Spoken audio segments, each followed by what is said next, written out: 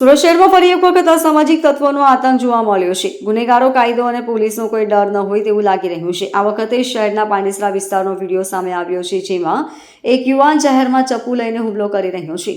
પાંડેસરા પોલીસે આ વાયરલ થયેલા વિડીયોના આધારે તપાસ શરૂ કરી છે. પાંડેસરા વિસ્તાર ખાતે આવેલા પિયુષ પોઈન્ટથી પાંડેસરા જીઆઈડીસી તરફ જતા રસ્તો પણ અસામાજિક તત્વોનો આતંક જોવા મળ્યો હતો. વિડીયોમાં સ્પષ્ટપણે જોઈ શકાય છે કે ચપ્પુથી એક યુવક બીજા યુવક પર હુમલો કરી રહ્યો છે. આ જીવલેણ હુમલાના વિડીયો સોશિયલ મીડિયામાં વાયરલ થતા પાંડેસરા પોલીસ દ્વારા તપાસ શરૂ કરવામાં આવી છે. વિડીયોમાં સ્પષ્ટ દેખાઈ રહ્યું છે કે ગ્રે કપડામાં એક યુવક સતત બીજા યુવક પર છરી વડે હુમલો કરી રહ્યો છે. જે યુવક પર હુમલો કરવામાં આવ્યો છે તેના ખભા પર લાલ કલરની બેગ જોવા મળે છે. એક બાદ એક 8 વખત બીજા યુવક પર છરી વડે હુમલો કર્યો હતો. તે જ સમયે સફેદ શર્ટ પહેરેલા યુવકને બે લોકોએ પકડી લીધા છે, જ્યારે છરી વડે હુમલો કરનાર શખ્સ આખરે અન્ય યુવક સાથે બાઇક પર જતો રહે છે. આ સમગ્ર ઘટનાને ઘણા લોકો રસ્તા પર જોઈ રહ્યા છે.